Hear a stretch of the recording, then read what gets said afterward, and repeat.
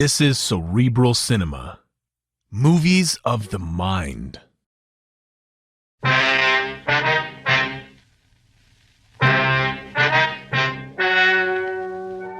Ladies and gentlemen, the story you are about to hear is true. The names have been changed to protect the innocent. Dragnet is brought to you by Chesterfield, made by Liggett & Myers, first major tobacco company to give you a complete line of quality cigarettes.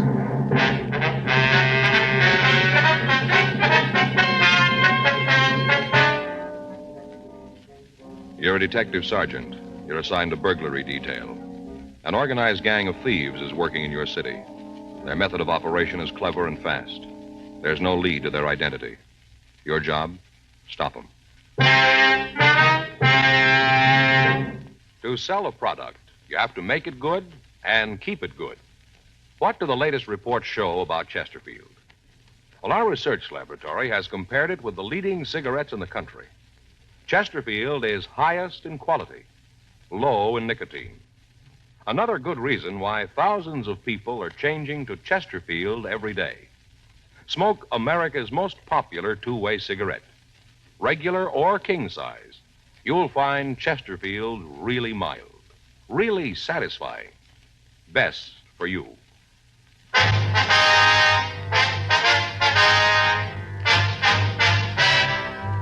Dragnet, the documented drama of an actual crime. For the next 30 minutes, in cooperation with the Los Angeles Police Department, you will travel step by step on the side of the law through an actual case transcribed from official police files. From beginning to end, from crime to punishment, Dragnet is the story of your police force in action.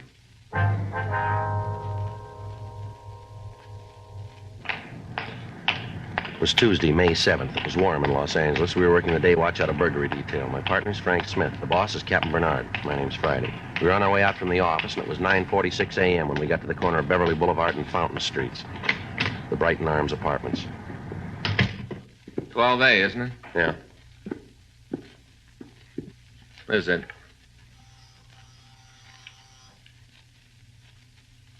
Want to try it again? Yeah. Just a minute. Yeah? Miss Anderson? Yeah, that's right. Police officers. This is my partner, Frank Smith. My name's Friday. Oh, yeah, come on in. Thank you. Thank you very much, ma'am. Sit down, I'll put some coffee on. All right.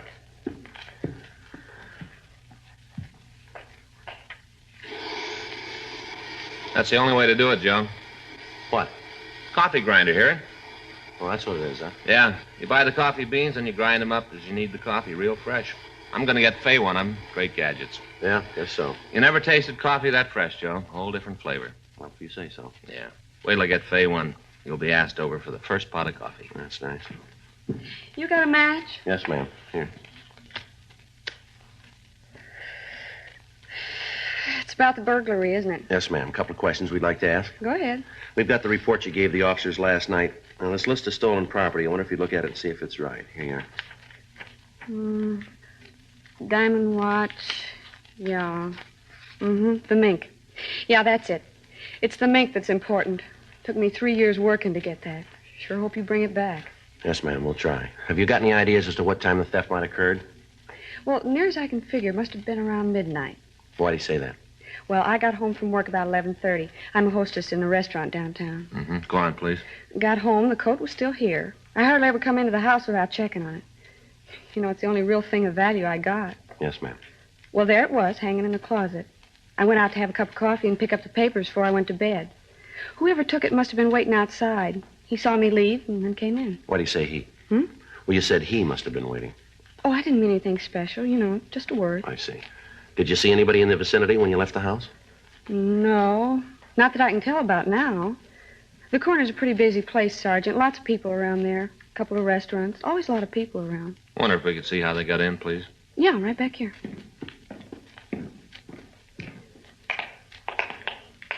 Here, you see, they cut the screen on the porch door and then just reached in and opened it. Top half of the door. You had it like this, did you? Yeah, you see, you just flip these two little things and the glass part of the door comes out. Always take it out on warm nights. Anything else in the apartment disturbed? Not that I could tell. Seems that they just went into the bedroom and took the coat. That and the watch and the other stuff. But It's the coat that's important. Yes, I understand. A mink coat means something special to a girl. I told you it took me 3 years of saving before I could buy it. It's a long time to do without things, Sergeant. An awful long time. Yes, ma'am. I only had the coat 3 days, and this happens. Just 3 days. Hardly even had a chance to wear it. Is the coat insured? I think so. Ma'am? Well, I just got it. I think it's insured.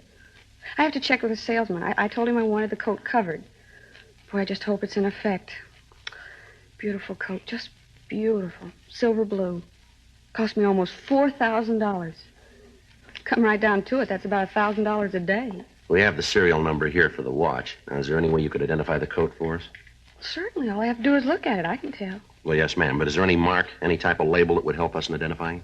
Oh, yeah, I see what you mean. Well, there's a store label. You could tell by that. Oh, that's probably one of the first things the thieves will take off. Well, I suppose so. Well, there's my initials. They can't get those out. Ma'am? I got my initials on some of the pelts. Had it done when I got the coat. Had it marked right on the skins under the lining. My initials, J.A. You could be able to tell from that. Could you draw the initials for us? Yeah. Wait a minute. I'll get a piece of paper. Now, here, Miss Anderson. You can use this. Oh, thanks. Here's pencil. Okay. Well, you see, it's sort of like this. J.A. Like that. Mm-hmm. Would you draw the coat and show us where the initials are? Sure.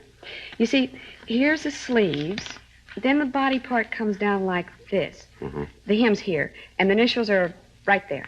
Mm-hmm. All right, Miss Anderson. This is exactly how the initials are. Oh, there goes the coffee. Can I give you a cup? No, thanks, no. No, thanks, ma'am. Well, excuse me a minute, huh? Yes, ma'am. Do you really think you're going to get it back? We're going to try. Did the men who were here last night get any clues? Beg your pardon? The men who were here last night, did they find anything that'd help? Not a great deal, no, ma'am. Well, I sure hope they find my coat. I just hate to think about it. What's that, ma'am? All that time. 3 years working to save for a coat. Then just to have it 3 days. You know how the models in the magazines kind of drag a mink coat along the ground? You know, sort of over their shoulders? Yes, ma'am, I guess so. Well, I just had it 3 days, you know. Yeah. I didn't even learn how to do that.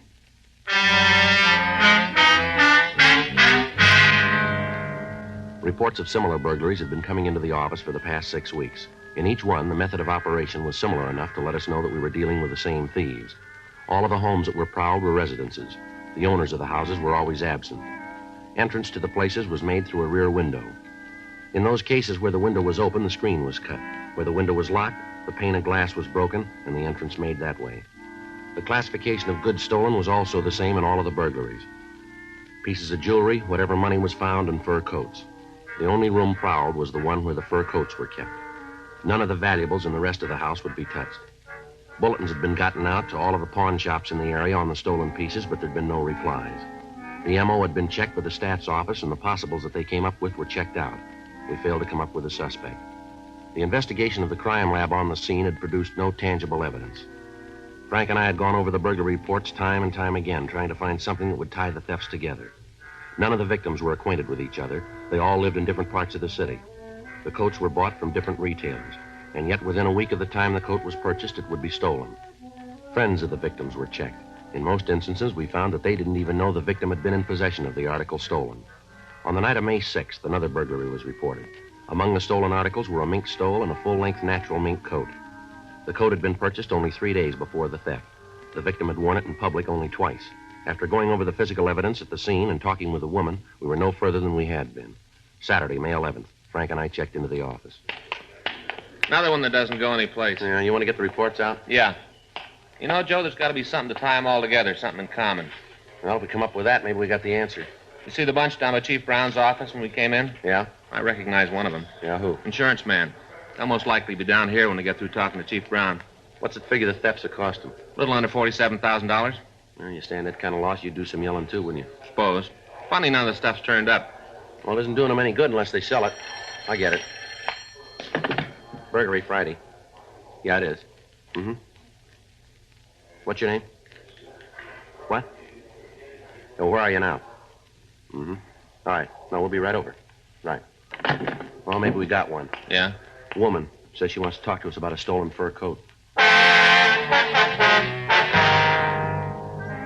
The woman gave the name of Wilda Chandler. She said that she had some information for us and asked us to meet her in a bar at the corner of St. Andrew's Place and Las Palmas Avenue. It took us 23 minutes to get there. It's here? No, we better ask the bartender. Yeah. Yeah, Is there a Miss Chandler here? Chandler? That's right. She just called. Said to meet her here. Might be her in the back booth. Didn't give no name. Back booth. Thank you. Hey, wait a minute. Yeah.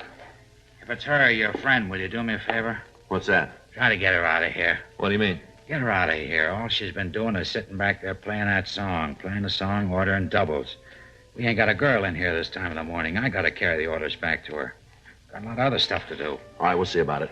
Well, if you can't get her out, at least talk her into sitting up here at the bar so I don't have to walk, huh? Yeah, sure. Thanks. Miss Chandler? Sit right down, boys. Been expecting you. All right. This is my partner, Frank Smith. My name's Friday. You just betcha. Glad to meet both of you. Talked to you on the phone, didn't I? Yes, ma'am. Yeah, I'll never forget a name. How about a drink for you two boys? No, ma'am. Thank you. You should have a couple. Seems to make everything a lot better. I may have several more. You said something about some information on some stolen fur coats, is that right? Yeah, and I got it. Oh, Max, he's gonna be sorry. Old Max? Hear that on the jukebox? Melancholy mood. Hear it? Yes, ma'am. Our song. Is that right? You just betcha. Old Max, our song.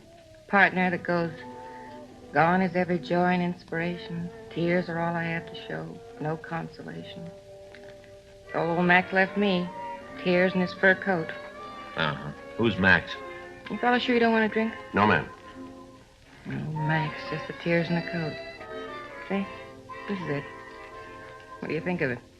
Very pretty. That's a lie. It's a lousy coat, and you know it. You want to tell us about the stolen coats, please? Here, I've been working for Max almost 2 months, and I just found out. Guess you think that's pretty dumb, huh? Well, maybe if you'd tell us about it. 2 months. Matter of fact, I just got the message last night, Friday, May 10th, 1:22 a.m., if you want to be exact. That's when I got the message about old Max. Now, look, miss, you called us and said that you had some information on some coats. Now, I wonder if you'd be kind enough to tell us about You it. just betcha. Would you put this in the jukebox for me? Play number B7. Yes, ma'am.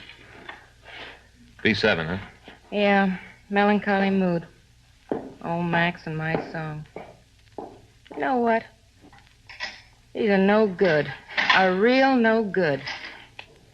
This Max, has he got something to do with the burglaries? You just betcha. Old slick Max, he's a pistol. Yeah. Say, how about a drink? No, thank you. I didn't mean for you, for me. Suppose you tell us about Max and the furs, would you, please?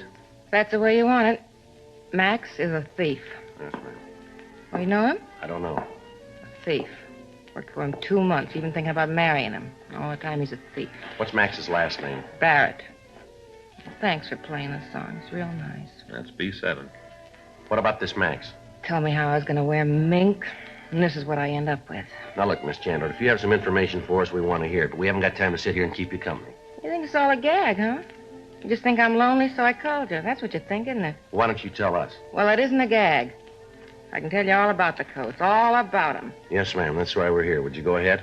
Well, I'm a hat check girl in a restaurant out in the country. It's a good racket. Got the job about 3 months ago. Doing real well at it. Then I meet this Max 2 months ago. Old Max walks in. Yes, ma'am. Gives me the big pitch. How he thinks I'm so pretty, all that kind of stuff, you know? Go ahead. Well, he really piles it on. How he's got a big deal cooking, and as soon as it comes through, him and me's going to get married. Tells me that while he's waiting for the deal to gel, he's selling insurance. Old Max selling insurance. Pretty funny, huh?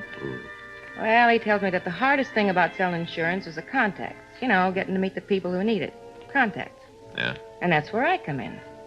You see, old Max, he doesn't sell insurance on people, not like on their lives. He doesn't sell that kind. Mm-hmm. He sells what they call personal property insurance on things like rings and coats, stuff like that. You with me? Yes, ma'am. So far. Go ahead.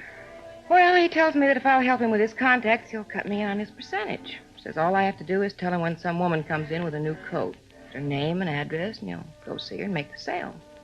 It's me simple. All I got to do is get the names and addresses. Did you do it? Sure. How dumb can you get? I gave him the names and addresses. I knew there was anything wrong. Can you tell us what names you gave him? I got every one of them. Got them at home. You can have them. When'd you find out he wasn't an insurance salesman? Last night, 1:22 a.m.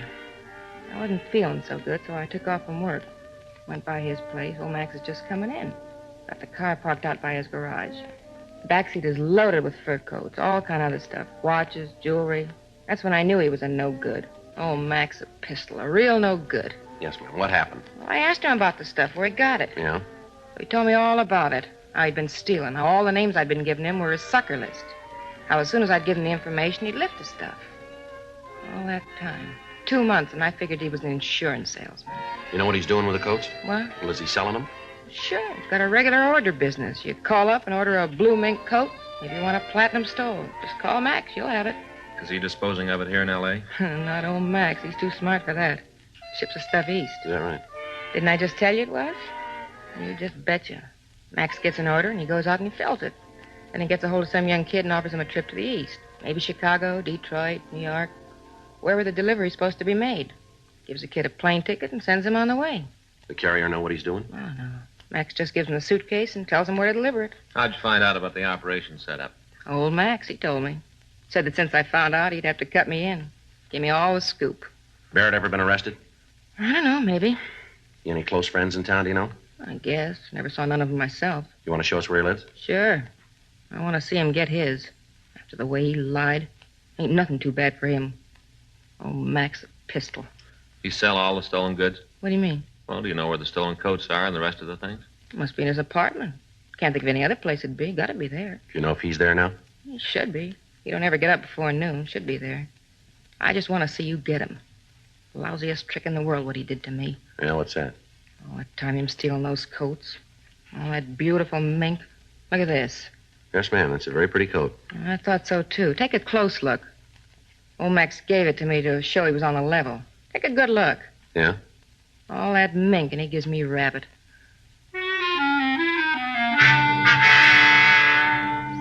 Before we left the bar, we put in a call to R&I asking if Max Barrett had a police record. The office told us that there was none in our files. We asked that a teletype be sent to George Brereton at the CII office up in Sacramento.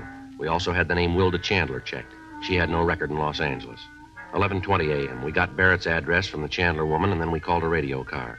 The officers took her to the city hall where she could make a full statement. Frank and I drove over to Barrett's apartment. Wilda Chandler had told us that the suspect drove a late model Pontiac sedan. We found the car parked in a garage in the rear of Barrett's address. A preliminary search of the garage and of the car failed to turn up any evidence of the thefts. 11:46 a.m. Frank and I went up to see Barrett. I'll get it. Probably still asleep. Uh-huh. Who is it? Like to see you. Just a minute.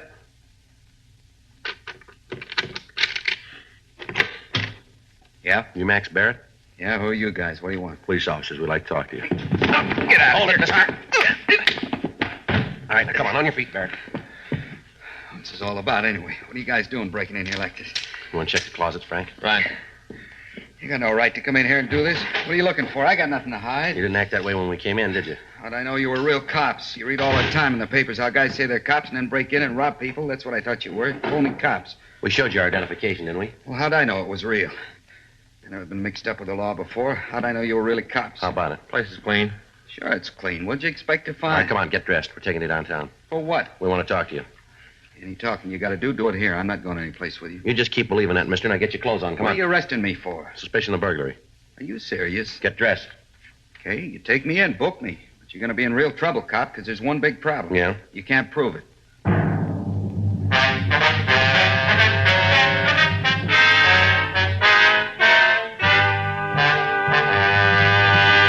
You are listening to Dragnet, the authentic story of your police force in action. There are good reasons why thousands of people are changing to Chesterfield every day. Why Chesterfield is the largest selling two-way cigarette in America. Why Chesterfield is best for me and best for you. People these days want facts. When you want people to use your product, you have to tell them what effect it has on people who do use it regularly. That's why a doctor has examined for almost 2 years a large group of Chesterfield smokers. 45% of them have, on the average, been smoking Chesterfields for well over 10 years. What is the effect on these people from smoking Chesterfield? No adverse effects to the nose, throat, and sinuses, says the doctor. Consider Chesterfield's record with these smokers, with millions of other smokers throughout America. Another good reason for you to change to Chesterfield. Regular or king size, Chesterfield is best for me, best for you. "12:10 p.m. We called the office and arranged for a stakeout on Barrett's apartment in the event any of his associates contacted him. We asked his landlady about his friends. She told us that as far as she knew, the suspect was an insurance salesman. She said that he told her that because of his type of business, it would be necessary for him to keep late hours and that he didn't want to be disturbed during the day. We searched his apartment and his garage, but we were unable to turn up any of the stolen merchandise. We took him down to the city hall and got off all station radiograms with special attention to the police departments in Chicago, Detroit, and New York, giving them descriptions of the suspect and of the stolen property. We asked that their pawn shop details check the outlets in their cities. 3:15 p.m. We had Barrett brought to the city hall, and we talked to him in the squad room. Okay, you made the boo-boo. Now, how are you going to get out of it? What do you mean? Well, you've had the chance to check my record. You know I'm clean. How are you going to get out of having me sue you? You got a job? Yeah. Where do you work? I'm an insurance salesman. What's the name of your company? What do you want that for? We want to talk to him. I don't want you calling them. They find out I'm down here. Before I get a chance to tell them about it, I'll lose my job. You kind of got this thing a little mixed up, haven't you? What do you mean? You've been trying to sell us how innocent you are all morning. Yet every time we ask a question, you give us a smart answer. Now, if you haven't got anything to hide, why don't you come off it and tell us the truth for a change? I'm doing that. When? What company you work for? I'm not going to tell you. This rate book we found in your car. This the one? Great Southwestern Life, that it? Why don't you call them and find out? We did. They say they never heard of you. Then it isn't them, is it? What are you doing with the rate book? That illegal, too? Where'd you get it? Friend of mine. I like to check the prices of other companies, keep abreast of things. What's the friend's name? You know I'm not going to give you that. Hey, who put you on to me anyway? You said it yourself. We're not going to tell you. But it was that Wilda broad. Who? Who's playing cozy now? Wilda Chandler. She's the one who told you to pick me up, isn't she? She have a reason to do that? She might think so. Why don't you tell us about it? I tried to help her out, give her the chance to earn some extra money. Told her I'd give her $5 for every prospect she turned over to me who bought some insurance, and it worked good for a while. Then she started boozing it up. Got to be a real lush. Couldn't trust her anymore. She was giving me a list of bad names, making them up. I had to get rid of her. Yeah? Gave her a coat and called it quits. How about these names she gave you? You got a copy of them? No. Turned out they weren't any good, so I threw them away. Frank? Yeah. You got that list? Yeah, here you go. Listen to these. See if they sound like the people Wilda told you about. Pauline Bunnell, Myrtle Briggs, Mrs. Mildred Carlson, Miss Jane Anderson, Alice Beckworth. How about it? You recognize any of them? She's the one, isn't she? Lousy lush. She's the one who told you, isn't she? Recognize the names? Yeah. Every one of those people have had a burglary in their house in the last month. There's a lot more names. Why don't you cop out and tell us the truth? I got nothing to say until I see a lawyer. Joe, see you a minute. Yeah, Olson, right away. What do you got? Kid says his name's Jim Nelson. Picked him up out at Barrett's place. Anything on him? Suitcase. Here it is. A couple of fur coats inside of him. What about Nelson? Checked him. Got a record listing 2 burglary arrests, 1 conviction. Where's he now? Got him over in an interrogation room. Who's with him? Rubles. Any trouble? No. Walked in and we took him. Says he wants to see Barrett. Thought maybe you'd want to talk to him first. Yeah, I do. I'll be right back, Frank. Okay. Let's go. Anything on the coats? Haven't had a chance to check him yet. Brought the Nelson kid right in. Anybody out at Barrett's now? Yeah, we called the team before we left. Okay, thanks. I'll call you. Right. Hi, Rubles. Thanks. All right. Olson, I'll be down the hall if you need anything, Joe. Right, thank you. Your name Nelson, is that right? Yeah. Where'd you get the suitcase? Barrett gave it to me When? a couple of days ago. I was supposed to take it to Detroit. What happened? I didn't make it. Got to thinking about how he was willing to pay my expenses back there just to take the suitcase. Got to wondering what was so important. Opened the suitcase, and when I saw what was in it, I didn't want any part of it. Tried to give it back to him. Cops picked me up. Uh-huh. You know where he got the coats? No, I don't want to. Anytime a guy's willing to pay expenses back east just to deliver a suitcase, there's something phony about it. I want no part of the action. You know I got a record. I only stood 1 conviction. I'm trying to keep clean. You got Barrett here now? That's right. You gonna hold him? Yeah. I'd like to see him for a minute. Why? I'd like to tell him what I thought about the deal he tried to pull. Telling me how he was my friend. All the time getting me to carry the stuff for him. Can you fix it up so I can see him? Yeah, come on.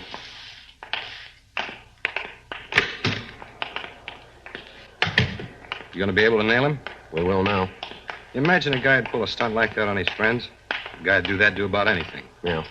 You willing to testify about how Barrett gave you the suitcase? I sure am. I want to see him nailed good. Barrett? Yeah? Turn around here. A friend of yours wants to see you. What are you doing here? Thought I'd be in Detroit by now, didn't you, Max? Just keep your mouth shut. They got nothing on us. Watch him while I get the suitcase, Frank. Yeah.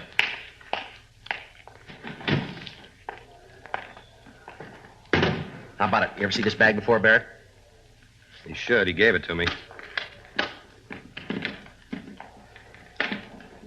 Beautiful coat here. Let's take a look at the lining, shall we? I don't know anything about those. A guy sold them to me. I don't know where they came from. How about it? It's right there, initials J.A. You want to tell us now, Barrett? Barrett? Lousy kid. I should have known better than All right, trick enough you. of that. Come on, let him go. Let him go. Bust his Come on, knees. sit down, both of you. Sit down, Barrett. Punk kid. Going good until he stuck his nose into it. All going good. How lousy can a deal get? Well, I wouldn't worry about it. What? You're going to find out.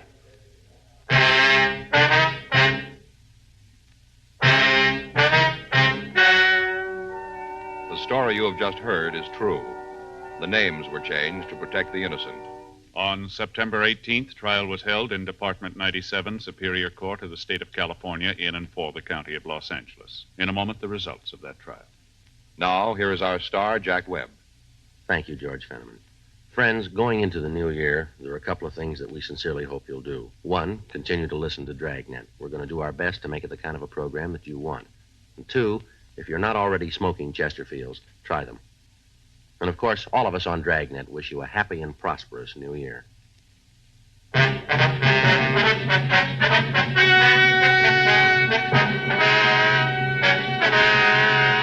Max Rudolph Barrett was tried and convicted of burglary in the first degree, 4 counts, and received sentence as prescribed by law. Burglary in the first degree is punishable by imprisonment in the state penitentiary for a period of not less than 5 years. His associates in the burglary ring were tried and convicted of receiving stolen property, which is punishable by imprisonment in the state penitentiary for a period of not more than 10 years. Because of the cooperation she gave authorities in apprehending the suspects, Wilda Chandler was released from custody. Ladies and gentlemen, if you enjoyed the Dragnet Christmas story, it's available in RCA Victor record albums.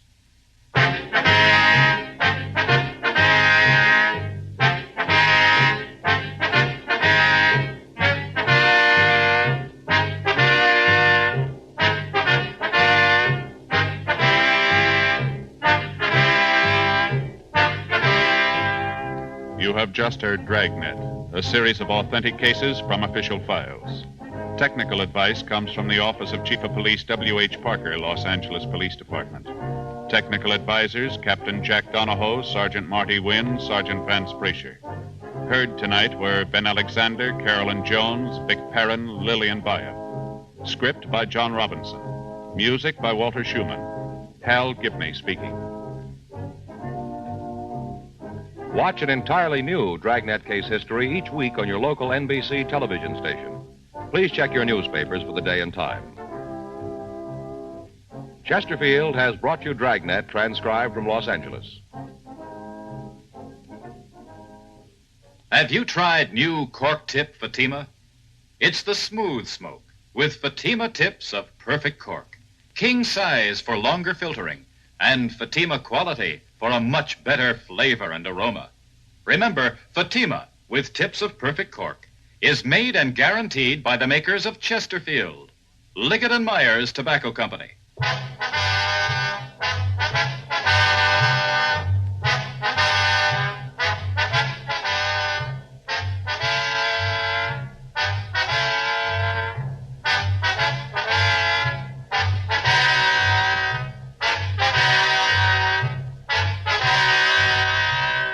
Hear John Cameron Swayze in the news next on the NBC Radio Network. Cerebral Cinema hopes you have enjoyed this movie of the mind.